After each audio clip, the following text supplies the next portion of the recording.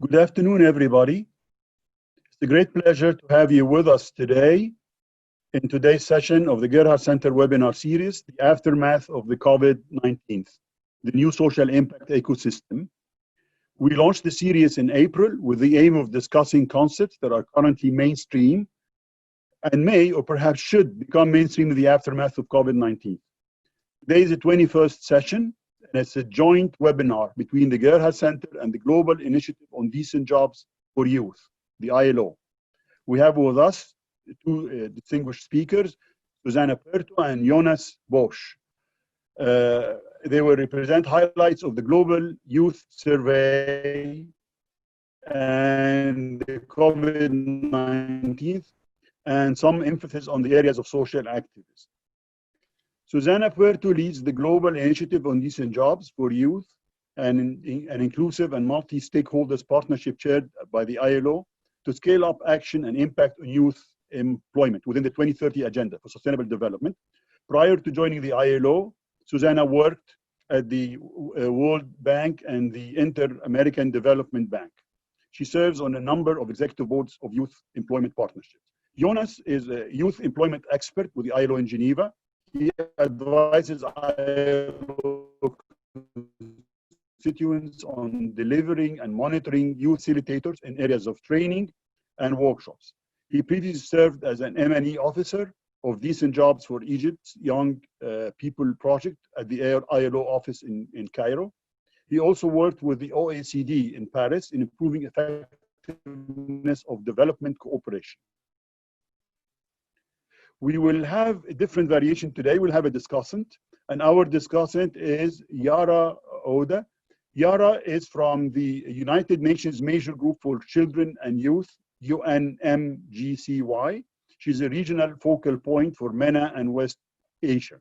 She's a graduate of FEPS, Faculty of Economics and Political Sciences, Cairo University, 2016, and she's been doing lots of work with the African Union as a freelancer and also with the Arab Youth Platform for Sustainable Development. The way we're going to go about things, we'll have 20 minutes of presentation from Susana and Jonas. Then we're going to have a 20 minutes of discussion, Yara and Susana, and I'll ask them a few questions. And then we're going to have 15 minutes of Q&A compiled from the participants. If you have a question, please send it through the chat box to me directly. And we'll have 2 minutes in the end to wrap up. So without much ado, I'll pass it to Jonas and to Susana. And it's a pleasure to have you both. Thank you very much, Ali. And thank you, everybody, for joining this webinar. We hope to see the number of participants increasing soon.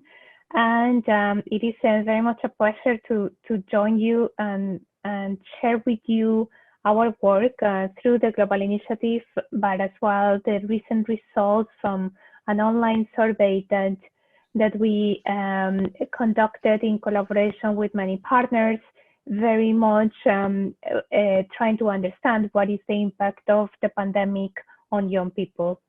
So let me go straight into the presentation. Thank you. So first, just to introduce the Global Initiative, this is an effort of the UN system.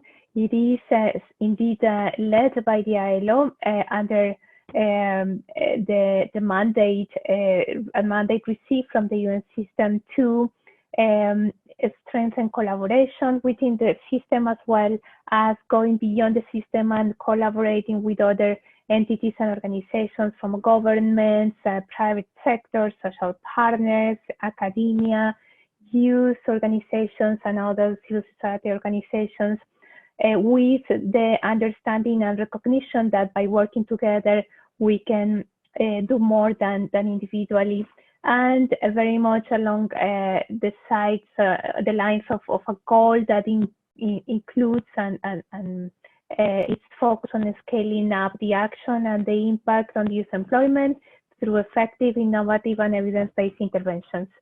So in this, let's say, with this objective and the scope of work, the Global Initiative has today over 75 partner organizations and focuses specifically on some thematic priorities which are not the universe of everything we can do on youth employment, but it certainly gives us some concrete entry points to advance youth employment. And those thematic priorities range from boosting decent work in the digital economy, in the green economy, quality apprenticeships, supporting the transition from the informal to the formal economy, youth in the rural economy, and young people that are also facing, are working in hazardous occupations, others that are facing fragile situations, either because of conflicts or because of disasters. We also have a very strong focus or another thematic line of work on youth entrepreneurship and self-employment. And let's say within that composite of different thematic areas, we all work together very much towards advancing and strengthening an alliance of diverse partners, ensuring that there is action at the country level, securing the production of knowledge resources that can help in the design and implementation of youth employment programs, and also by synergizing as regards to resources that are being pledged towards improving lives and jobs for young people. So let me move to the next slide, where we're going to start delving straight into some information about the crisis and what is very much the impact that we see COVID-19 has posed on young people's lives. So first of all, this slide shows you some figures in a pre-COVID environment. Now, this is very much to explain that even before COVID, young people were highly vulnerable in the labor market. So when COVID comes, it finds young people in situations that are either low quality jobs or unemployment or in the midst of a transition, and that indeed the pandemic, what it does is it exacerbates the challenges that young people were experiencing. And the ILO, the International Labour Organization, published a policy paper, a policy brief that describes three particular shocks or transmissions that COVID-19 crisis poses on youth. So the first one focuses very much on disruptions in education and training. So we know when the pandemic arrived, many young people had to stop their studies, and many of them transitioned into some sort of online delivery with a large, significant number of challenges. So bearing in mind that it takes about 14 months for young people to transition from school to jobs, it is important to understand that the disruptions in education, disruption in the pace of education, in the continuity of education, may have very harsh impacts on the transitions of young people. And speaking of transitions, the second item very much focuses on those young people that before the crisis were already in unemployment. And as you guys know, being in unemployment also means that that young people are actively looking for a job. And at the same time, there were other young people that were in the process of transitioning because they have just finished their studies or because of other reasons that they were in the midst of that transition. And we know before the crisis, there were 267 million young people that were not in employment, education, and training. So counting, bearing this reality in mind and understanding that many vacancies closed, that there were increased challenges in the transition. So we can expect that the pandemic can exacerbate the number of youth that are in a need status and make those transitions much more arduous. And the last one is about the job losses and reductions in incomes, and this we have seen across the world. The impacts of the pandemic on the jobs of young people are important. It is also important to understand that unemployment among youth is very sensitive to recession. So we have seen that many young people have lost their jobs, and even though we are waiting for labor market for surveys to be updated and for us to have a better understanding of what is the impact, what we certainly know is that when COVID-19 came, it found 178 million young people employed in the sectors that turned out to be the most vulnerable. And that includes accommodation, retail, food, etc.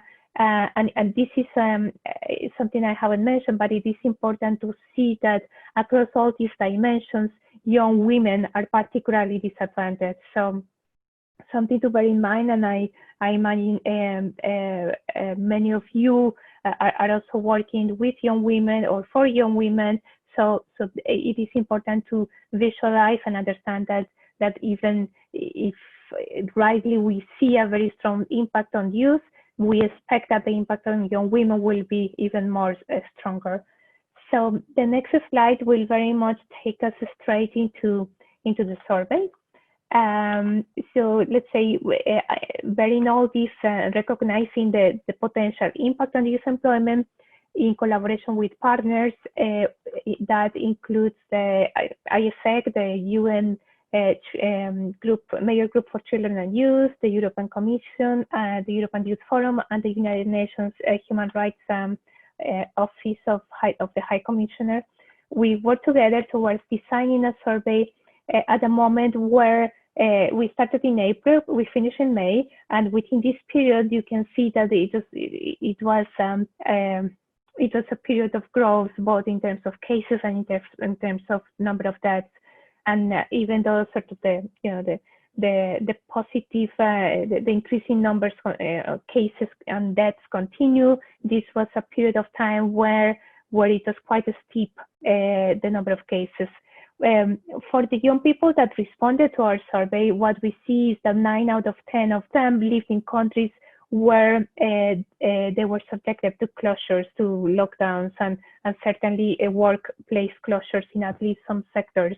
So this also speaks about the extent of sort of who are the young people who responded to the survey, and the experiences or sort of the environment that was surrounding them, because indeed almost all survey respondents live in countries with mandated school closures, and around half of them live in countries with workplace closures, as I mentioned before.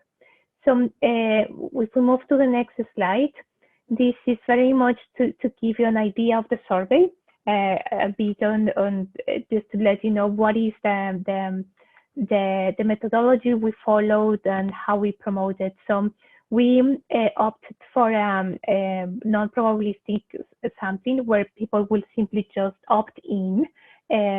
We had the survey available in 23 countries, and we did the promotion through social media, but also we rely strongly on our partners and their own networks to make sure that they will share the survey with their beneficiaries or partners.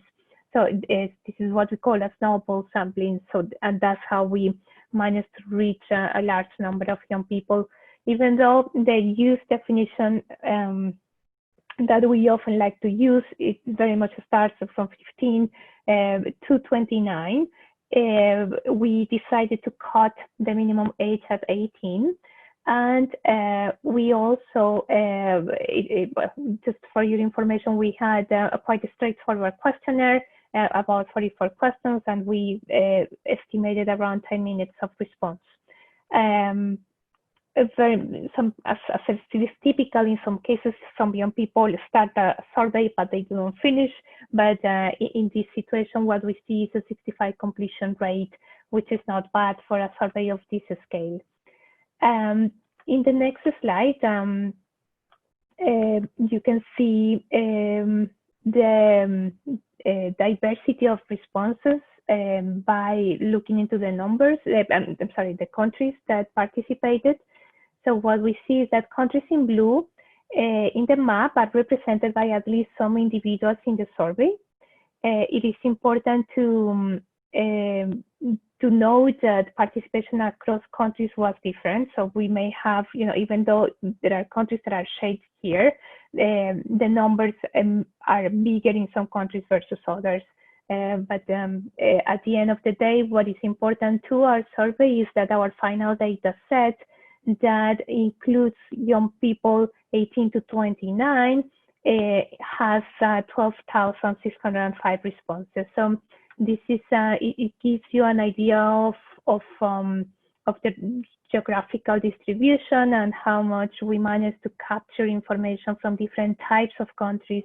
We wish we could have gotten more responses from low-income countries, but unfortunately, it might have been the online nature of the survey. But you know, the response, the characteristics of our respondents are not so so close to low-income countries. So if we move to the next slide, that will help me bring you a little bit more information about the representativeness of the survey. So based on the responses we got and the information, the personal information, sort of the descriptions of the young people that participated, we know that the young people, you know, that the survey is representative of young people that are working and that have tertiary education, as well as it's also representative of students. This is the majority of the sample that the survey captured. And when we speak about results, it's very important to bear this in mind. No? This is not a survey that is representatively for all young people across the globe, but it is important to know this very much features the aspirations and the experiences of working youth with higher education and students. So also important to say that among the young workers who were not pursuing education, 85% of them had attained tertiary education, which is, let's say, another way of understanding the high levels of education in our survey. Also important to note here that we rely on statistical weights. This help us to improve the representativeness of the survey. When we use the weights, basically what we do is we take the raw data that we receive from the surveys and we apply weights as regards to gender. And this is important because we receive quite 64% of the responses came from young women. So by weighting the sample, it helps us to balance out the responses and understand, let's say, give a greater strength to the data we receive. We run a number of robustness checks to make sure that the weighting has been correctly, that the information that we are delivering has was strong and was not going to vary depending on regions or countries. So it turns out that we got quite high robustness through those checks, and with that we were happy to then delve into the analysis, and now I'll pass the word to Jonas, who will walk you through the main results that we find from the survey. Thank you. Jonas, over to you. Thank you, Susana. I will take over here to talk a little bit about the results that we see. Also mindful of the time. We have in the survey looked at different types of outcomes, how COVID has affected young people. We looked at their employment outcomes, education, but also importantly, mental well-being, rights, social activism, and their view towards policy responses that have been taken to combat the pandemic. I'll just focus on some of the highlights, but just to say before delving into the details that we see huge and disproportionate impacts on young people really along various dimensions, among the employment dimension, but also when it comes to education, mental well-being, and I'll come to that in a second. So regarding employment, we see that 1 in 6 young people who reported to have worked before the onset of the pandemic since then have stopped working. That can mean 17% globally. Stop working, just as important to clarify, doesn't necessarily imply that they are unemployed or they have lost their job. It could also mean that they have been furloughed. They just own their business, or the employer they are working for has closed momentarily, but they're still employed or maybe expect to return. We don't measure that specifically, but we already see this is a very huge and significant impact from on young workers. More worrisome perhaps is if we look here at this chart that now disaggregates the result by age. We see that essentially the younger workers are, the more they are affected. The youngest age group, 18 to 24, is significantly more affected than younger workers. And when we then look a little bit to try to understand what is driving this and what is going on, we realize that this is not necessarily related per age per se, but it is very much related to the kind of jobs that young people are doing versus older youth, say above the age of 25 or 30. And to understand that better, we also asked young people what their occupation is, and then we went and coded these answers and divided them according to the ISCO International Standard Classification of Occupation Index into here 4 broad categories: managers, professionals. Professionals would be typically jobs for which you need a university degree, technicians and associate professionals. That would be typically either a first graduate degree or some non-tertiary post-secondary education, and then support, service, and sales occupations, which is kind of a very broad category. And even though it's important to bear in mind what Susana just said, that we mainly represent highly educated youth, not all of these highly educated youth obviously have yet fully transitioned to the labor market and found, say, a job in the professional category, but some of them, a third of them more or less, work in this last category of support and sales workers. And we see that they have been, and these are particularly younger youth, and they have been hit the most. So we see that almost 1 in 4 young, or more than 1 in 4 young people in this category has stopped. And these are obviously arguably the more vulnerable jobs and the more vulnerable youth in terms of employment conditions, of pay, social protection. They are being hit the most. That is quite remarkable and quite a source of concern. We also ask young people regarding their working hours, and we see that overall working hours have decreased by around 1/4. And so asking everyone the amount of hours they have worked before the crisis and now during the pandemic. And then here what you see in this first column is the share of young workers that said hours have reduced. So 1 in 2 young workers has indicated that their hours have reduced, some all the way down to 0, some just a little bit, but overall you see that a majority, or like half of young workers, have been affected in some way. And quite interestingly, we see that this effect is more pronounced in like lower middle and low income countries, also showing that this crisis and effects on hours worked are unequally distributed around the globe.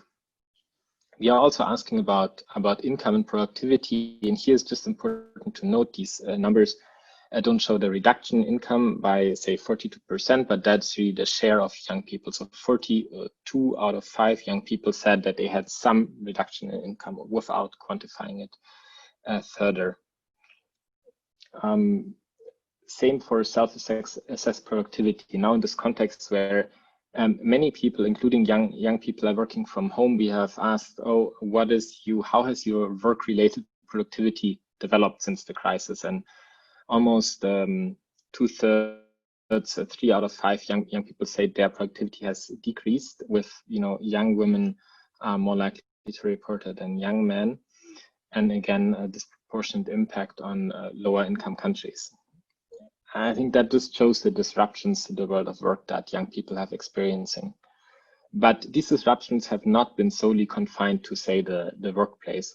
They're also very much present for young people in education. We see that the majority of people are is living in countries of school closures, and 3/4 of the young students in the sample say indeed their schools have been closed. Now, what you see here is we have been asked about alternative learning methods, at-home assignments, video lectures, online testing, and we see that maybe maybe quite surprisingly or not, depends I guess where you're coming from, but like one in 6 young people say that they don't receive any education at all, meaning 5 in 6 young people, they receive some kind of education. And here we see kind of the trend is inverse to what we reported in the employment outcomes. The more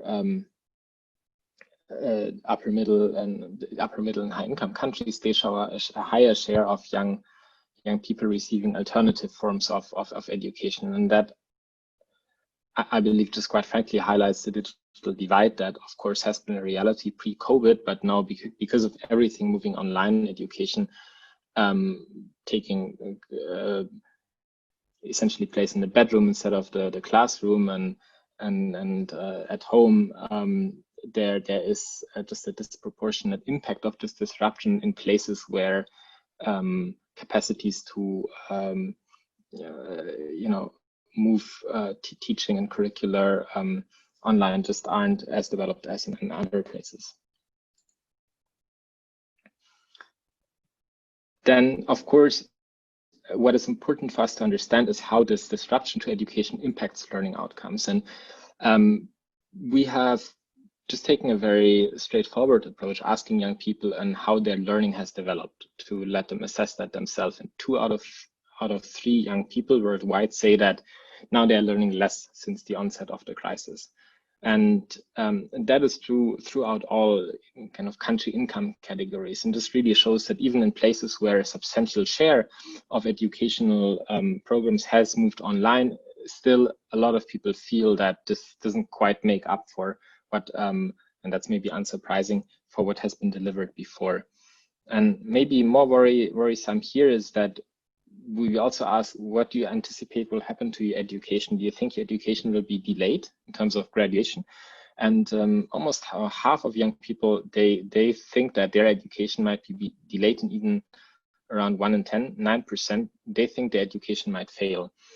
And of course, that is a great concern, because it might mean that young people might, this might change the educational trajectories of entire cohort, young people who previously have wanted to graduate from a technical school or from a university, and for whatever reason now are not able to do that anymore, and for whom it might be not an option to just go to school 1 additional year. And that might certainly will most likely have very long-term impacts on these young people. Now, just taking a few more minutes, but I'm Dr. I'm mindful of the time here.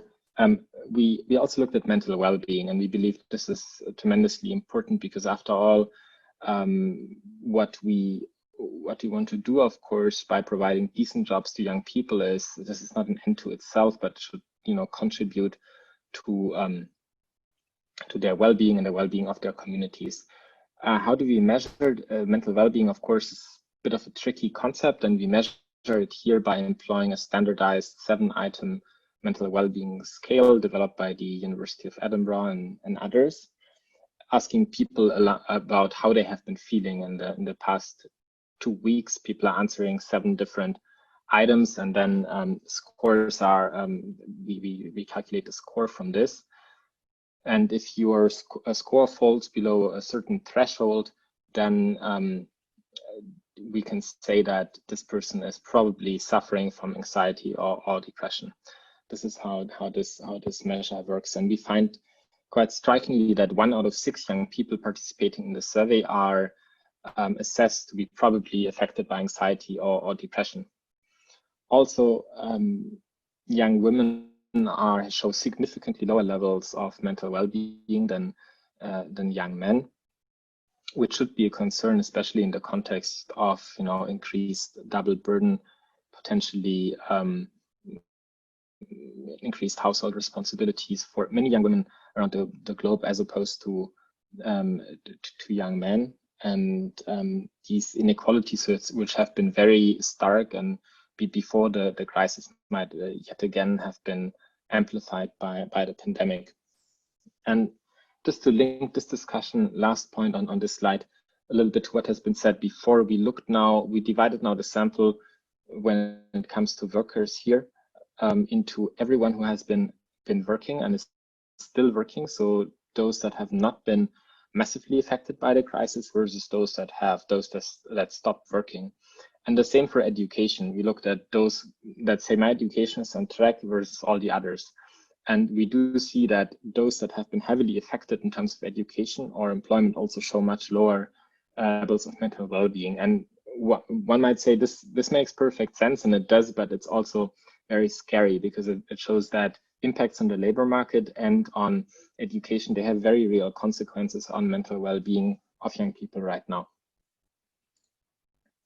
Now, to finish this presentation a bit on a more upbeat note, we also looked into social activism. What are young people doing to mitigate the social effects of COVID-19?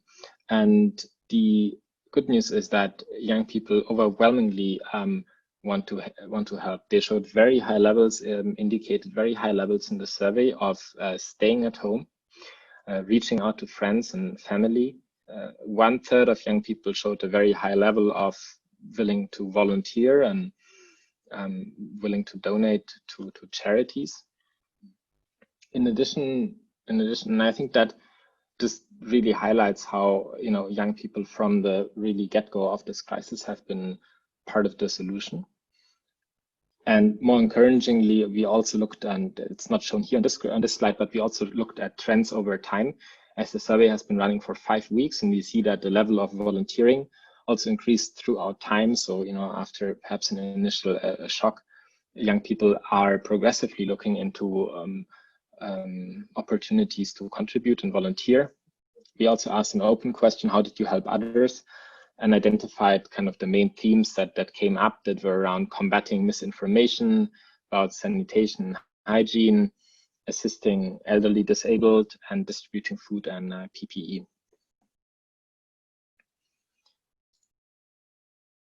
Just to highlight some of the exemplary youth recommendations that then have been made in terms of what would you do? We asked the question, what would you do if you were the leader of your country? What would you do to combat this crisis? And we got lots of recommendations around universal basic income and subsidies, especially for those most affected. Example from this gentleman from Brazil. Others shared examples of how they had stayed at home yet learned new skills. We got advice from young people that it's important now to provide income training and employment support for young people.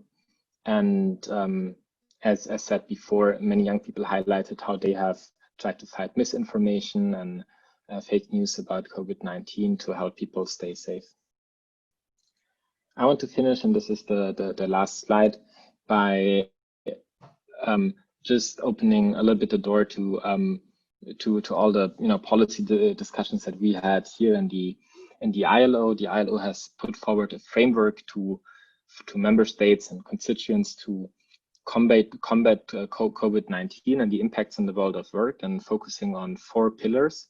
The first is stimulating the economy, so really enabling and putting in place counter-cyclical fiscal policies. Very many countries have done that, but it's important to not take back these fiscal stimuli too early, and keep supporting enterprises, jobs, and incomes for example, through youth guarantees, through investments, including in digital education, through enlarging social protection, and also making sure that young people, importantly, are covered by these social protection programs, for example, unemployment benefits or subsidized employment. Many young people, as we have seen in this survey, they work in perhaps jobs for which, perhaps in low-skilled jobs, or in jobs where they just, because they are young and just started to work, haven't yet fulfilled the statutory minimum contribution period, say for unemployment benefits. And in these exceptional circumstances, it's just important to take steps to make sure that young people are covered by those kind of policies as well. It's crucially important that the third pillar here to protect workers in the workplace, which means to keep them safe, to make sure they have access to personal protective equipment, but also, and that's something this survey really highlighted, to provide psychosocial support measures and to closely collaborate with training institutions and education institutions in that. Last but not least, what is very important for the ILO is that these solutions are negotiated on the basis of social dialogue. Social dialogue meaning a dialogue between the government, employers, and workers' organization on how to keep workers safe and protect jobs. This dialogue should happen not just about young people, but with young people, and workers' organizations, employers' organizations, they should strive towards integrating young people more into their mechanism, especially when policies are on the table that will affect young people. Social dialogue is also a means to promote youth rights, and this most certainly also in this crisis includes the right to disconnect and to put a clear line between the world of work and all the other responsibilities that young people are having these days. And with these words, I'm going to thank you for your attention, and I'm really looking forward to the discussion now with Ali and Yara and all of you. Thank you. Thank you, Jonas. Thank you, Suzanne. Now, we'll have, I know we're a little bit behind time. We'll try to make it up, but we're probably going to be 5-10 minutes behind time, which is okay. I just wanted to give Jonas and Susanna enough time to sort of go through the slides and the important results of the survey that has been done. Now, Yara and Susanna, I wanted to get a little bit of your feedback about my first point. My first question is, how did the youth priority changed in light of the COVID-19? And I want you to reflect on the survey, of course, but also on the policy priorities, making progress to achieve the Egypt Vision 2030, the Africa Agenda 2063 in general. So the floor is yours, Yara. Thank you, Dr. Aouni, and thanks, Jonas and Susanna, for the insightful presentation and information there shared. First of all, I'd like to send my pride to all the youth listening to us and to everybody. You are champions after what happened during the last month. And my condolences to anyone who lost a dear friend or person in their lives. This is very important to mention. As we all pass through, I'm quite sure, different behavior change in our daily life routine. So it's important to make sure that you're feeling well right now and after that. Basically, going back to your question, Dr. Aouni, on youth priorities change in the light of COVID-19.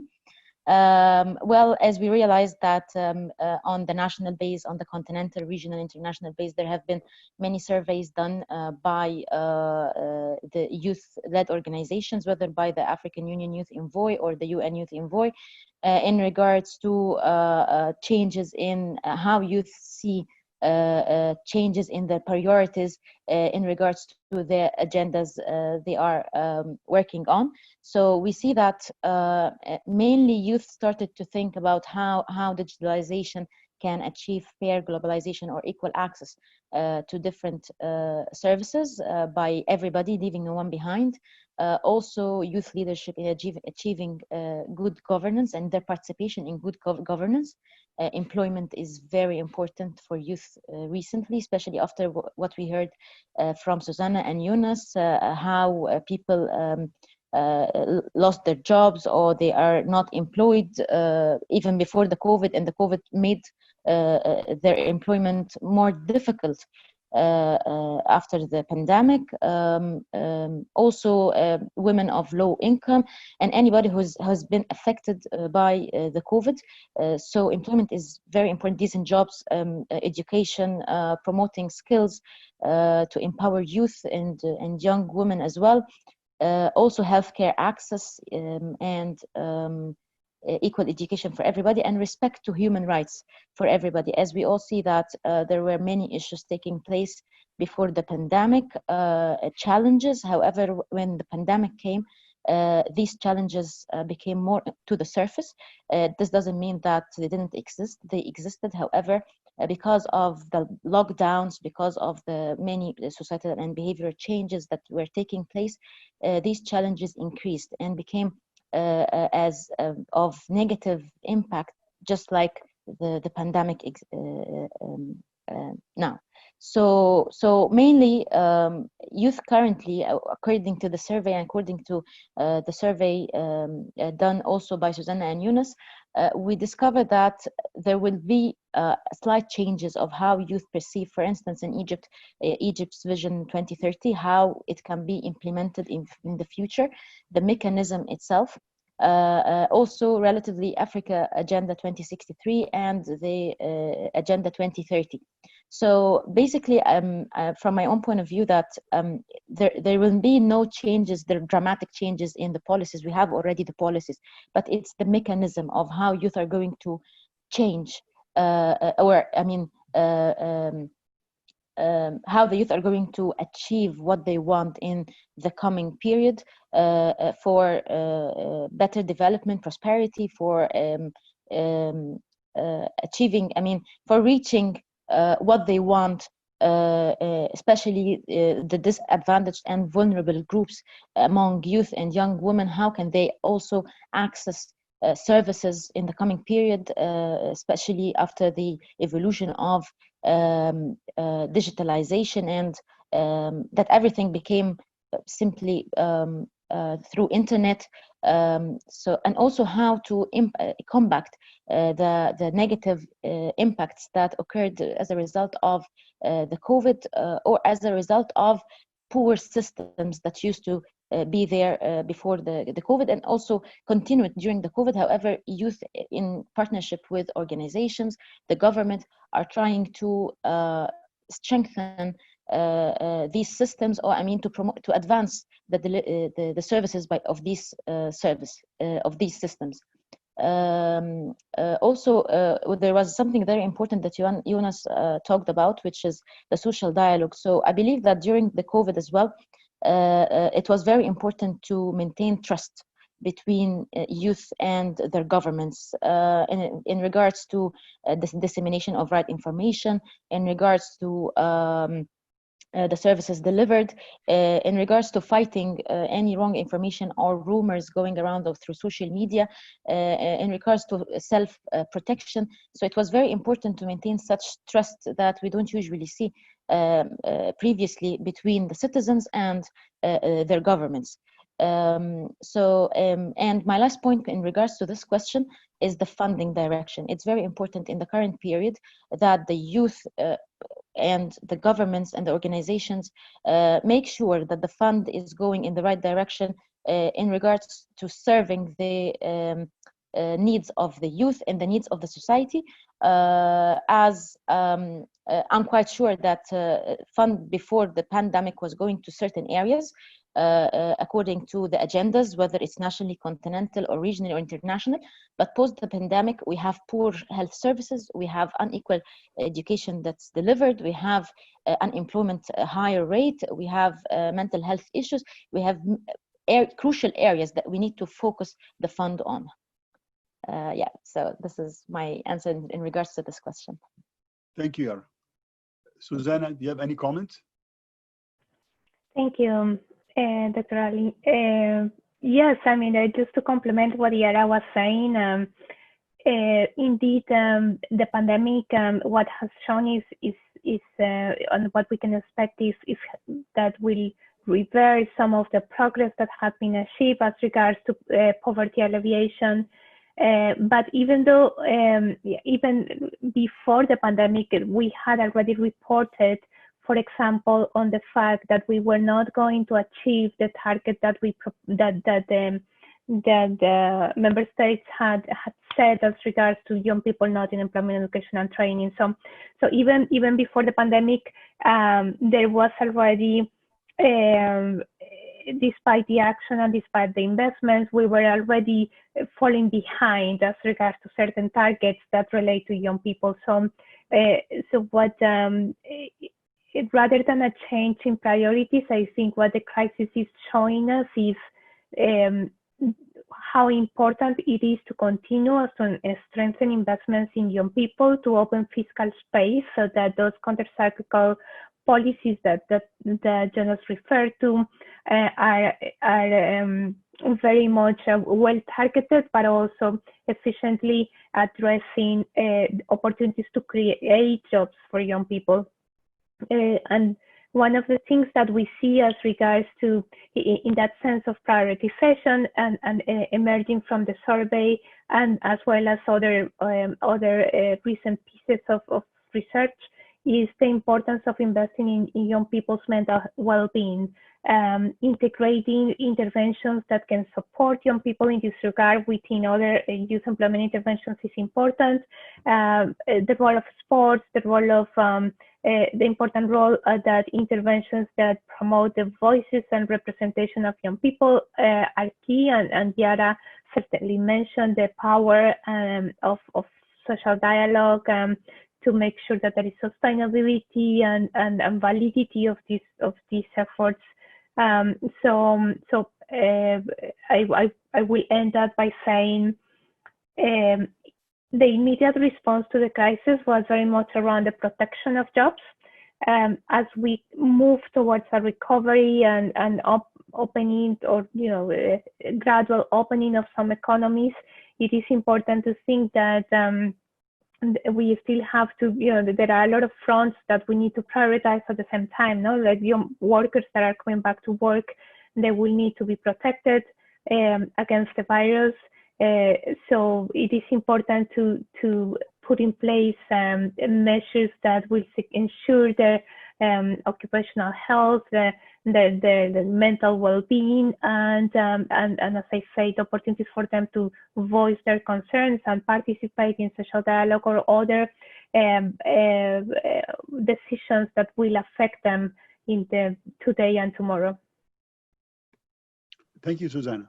Now, the second question is, what is the youth outlook during COVID-19, and how did they respond to the evolving situation?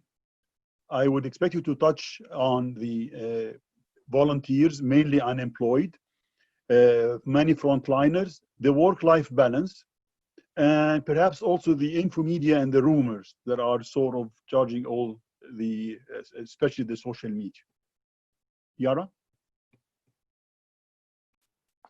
Thank you, Dr. Aouni, and thanks, Susana, as well. Based on your question, the pandemic affected everybody, youth, children, women, both genders actually. And what was recognized is that the youth started to react with the situation at that time, started to go with the digitalization, the online platforms, whether for education, for improving their skills, going for online courses. We also recognized that the courses started to be fully funded or to be for free for the youth and for everybody to maintain online. Also, we started to recognize that youth started to go for online opportunities.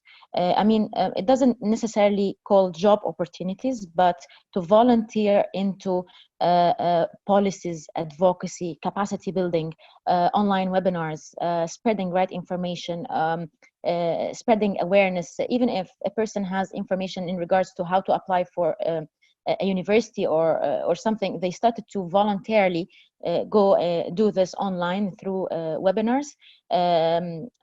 Also, we recognized that there were two kinds of people. Let me divide them into this way: people who were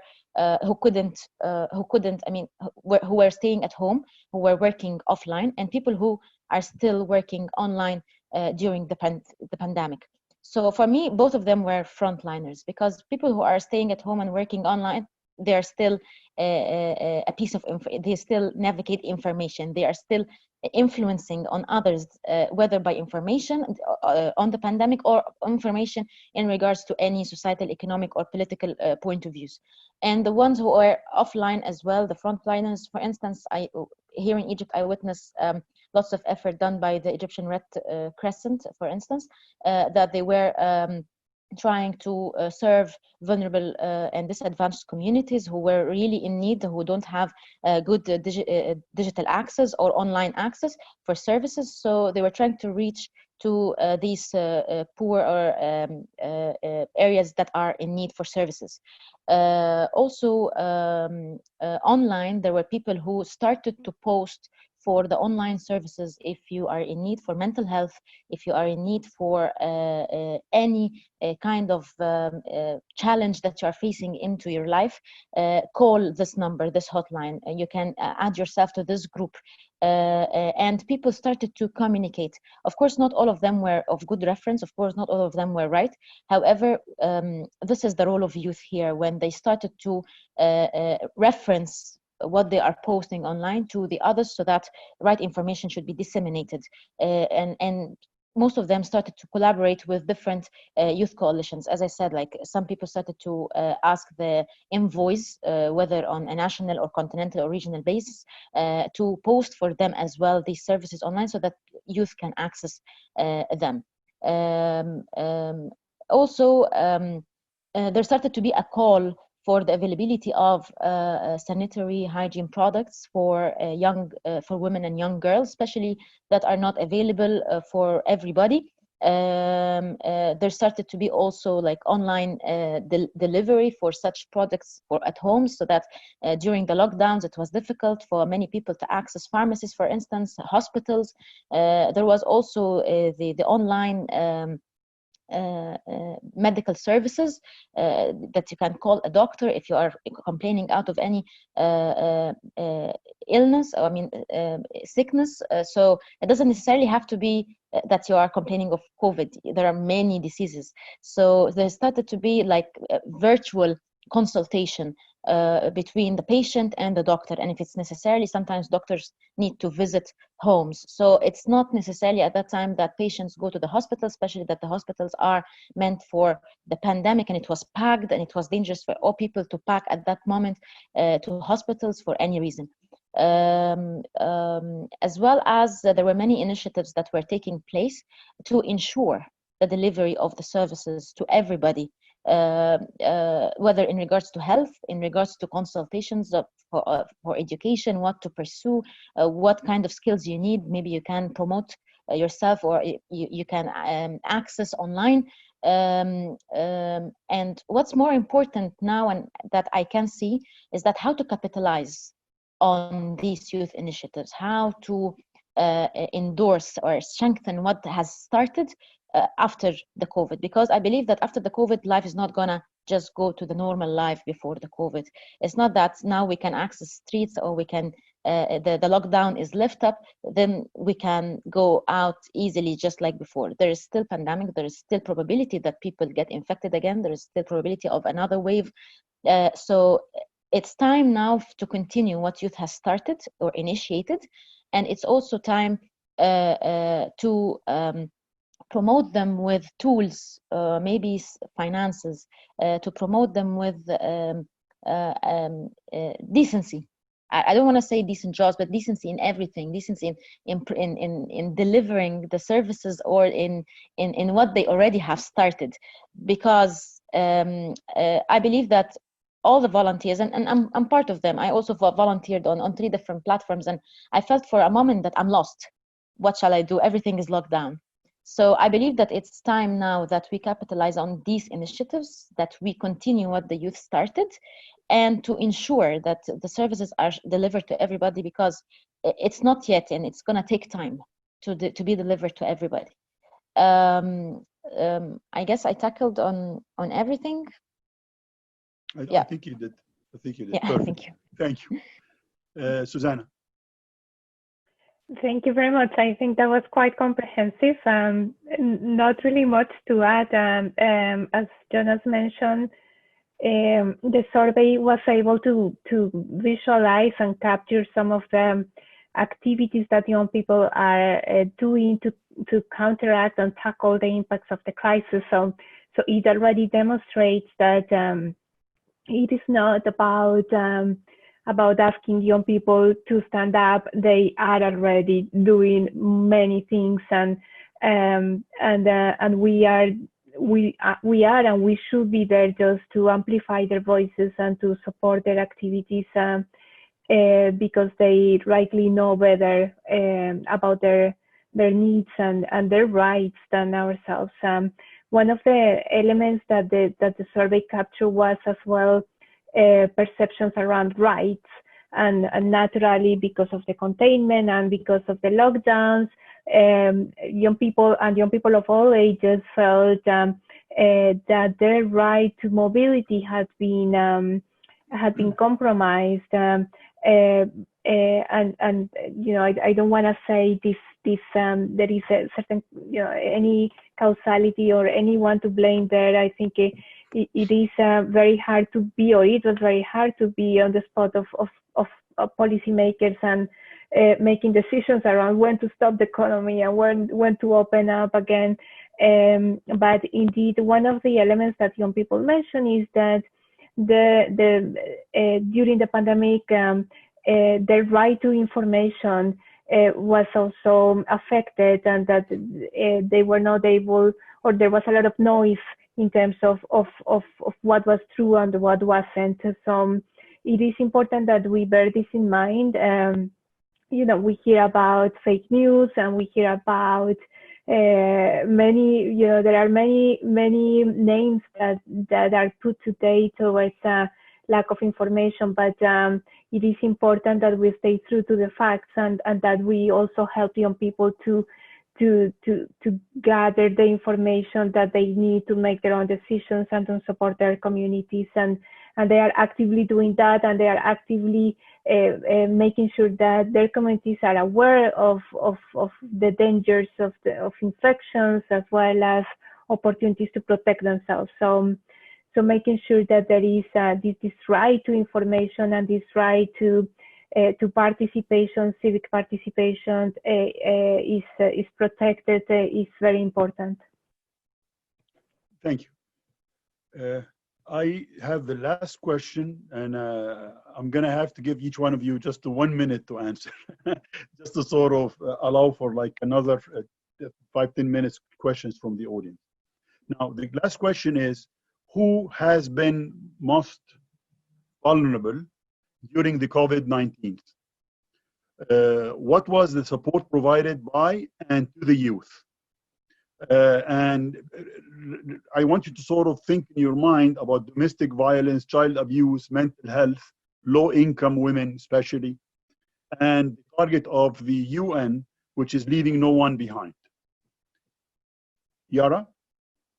1 minute is too short, but I'll try to be quick as much as possible. So as being the regional focal point for SDG 5, gender equality and empowering women under the UN MGCY. So of course, I believe that one of the most vulnerable groups were women and young girls. However, let me also say that we were all affected by the COVID with different ratios.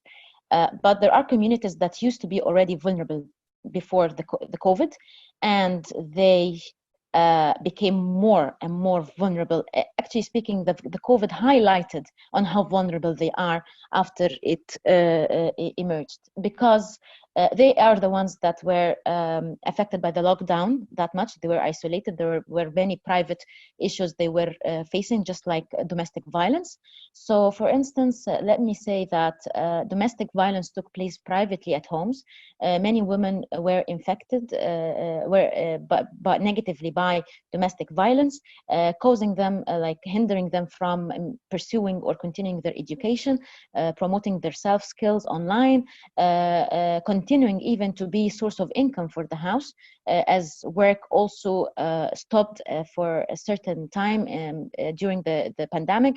And there are many women who were of low income, so their work stopped, or it didn't stop, however, because of the the domestic pressure that she was facing, looking after the house, staying in the house for most of the time. So she was she faced lots of challenges, and the worst was that facing as well the domestic violence. Also, education being online, it might seem that it was very good to access education online, and many people were accessing it in a very proper way. However, it wasn't that equal to everybody, because for instance, refugees, children, young girls are 5 times more likely to drop out from schools before the pandemic.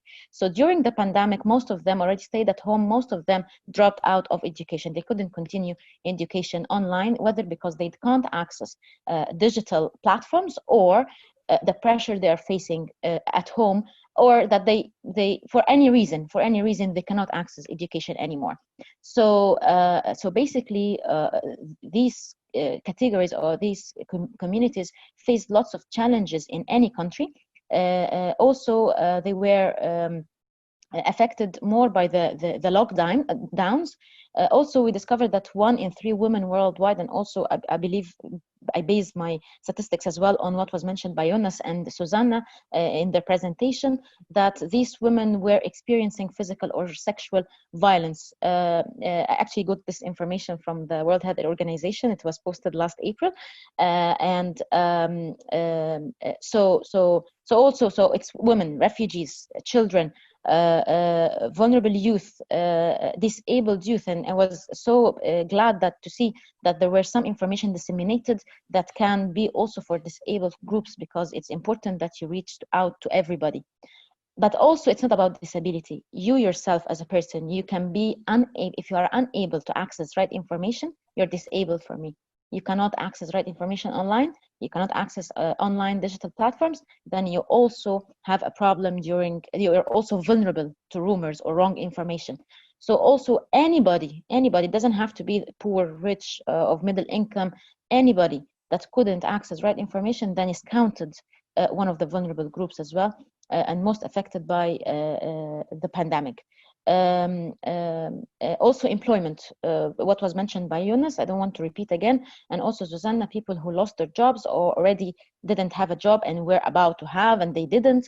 Also they faced lots of problems, even if they were only volunteering, but I believe that now there will be a rushing scale of people searching for opportunities, because they can't stand staying more than 6 months without a job, or without a decent income anymore. And it's important to fight poverty from that youth fight poverty as well around. Also, it's not only about women, it's about any other category of people who have temporary jobs, so it's unstable for them, so it's unstable income. There are many also youth who are married, or they have houses, wives and children, so it's important to look after this category, and anyone who was not, or who didn't receive proper rights, and rights here, it's not only for me violence or any harmful practices affecting the young girls or women, or the diseases that are infected by both genders. Rights for me here is including everything, is including in education, health, access, your right as a human being to feel safe and secure where you are, your right to have proper mental health service when you want, your right to be happy, to access anything that you want in the current period. Well, I don't want to go also for long, but I have a lot to say. Susanna? Sorry, I just want to say two things. Early child marriage and FGM also, they were very important, because these people were most vulnerable during the pandemic. And I'll pass it to Susanna, not to take more time. Thank you. Thank you. I'll pass the word to Jonas for this one. Okay. Yeah, thanks a lot. So I think, Yara, your answer is super comprehensive, and you made so many great points that we don't need to repeat again. What we can maybe say from our point of view is that first, who is most affected are obviously very disadvantaged and vulnerable youth groups. So refugees, some groups of young women, young persons with disabilities, but also predominantly young people in the informal economy, own account workers, people who just started to open up a business and now stand to lose everything from it, and that is a great concern. The second group of people very vulnerable, and obviously this intersects, are young entrepreneurs and those employed in sectors most affected by the economy. What we see, for example, in our survey is that young people saying they work in for the private sector, so either informal or formal, they tend to be much more affected than people working for, say, nonprofit or government that proved, at least in the short term, to be more resilient to this crisis. What is perhaps very important just to say, to make one last point, is that for many young people around the world, the worst is still to come. And that sounds scary, but it's also reflecting just the reality that we move from a health crisis to an economic crisis that is here to stay, and that all hopes for kind of a very quick recovery are perhaps overly optimistic, and that in many, especially low and middle income countries, we will see a significant recession and significant restrictions in the way we conduct business and the way we live for some time to come. And this will predominantly fall on those most vulnerable and least integrated in the labor market, and many of those will be young women. I just, before closing, I just want to say that at Decent Jobs for Youth, we have also initiated a blog series some time ago, where we invited young people and partners to contribute and to describe exactly kind of answers to the two questions, Dr. Ali, that you have asked. On the one hand, what have young people been doing, and on the other hand, how have they been affected? And there are many very inspiring stories. I just put the link here in the chat box. You can check it out and read up on it. And with that, I'll hand back. Thank you. We're getting some questions, but I'm looking, most of them have been answered in the discussant period. So I just want to make 2 points and then we conclude, because we're running way out of time. I sort of second what Yara was saying. I mean, COVID-19 is a major disruption. It has really aggravated existing inequalities and vulnerabilities. And I would say that even though your survey is a little bit biased in terms of underrepresentation by poor countries, and I would say even underrepresentation from there is a sampling bias. You're getting people who are mostly educated, university educated. So there is a bias there, but it still shows you clearly how inequality is really aggravated by the COVID-19. So this is one. The other thing, which was really interesting for me, a few weeks ago we had a speaker, Jeffrey Sachs, and Jeffrey was saying that we should start viewing the SDGs as our generation implementation of the UN Universal Declaration of Human Rights. And I see one of the actually contributors to one of the, in the beginning of the slide, that you're actually the UN High Commissioner of Human Rights. So business and human rights is actually, when you talk about decent jobs is more than just living salary. It's about what Yara was talking about. It's a decent by all what it means. It provides different aspects, more than just living wage. I want to conclude about this. I was tempted to actually refer to the UN Global Compact and to the collective bargaining, but that's going to take us for another half an hour. So for the risk of not burdening our participants, I would like to thank you both. I mean, the three of you, Susana, Jonas, and Yara, you've all been fantastic. And for the audience, I just want to sort of bring to your attention, we're going to have a webinar tomorrow. The speaker is going to be Paul Mason. He's the Chief Country Support of the Open Government Partnership. He's going to talk about promoting accountable, responsive, and inclusive governance. This will be our last webinar before we go to the summer hiatus. I don't know about you, but I and my team, we need a break. So we'll take a summer. And but please join us tomorrow, and please watching. We'll be letting you know about when we're going to start. Probably going to be the last week of August. Again, I thank our participants. Stay safe, stay connected, and I look forward to seeing you tomorrow and when we resume back again. Thank you again. Bye-bye. Thank you very much. Bye-bye. Bye-bye. Thank you so much.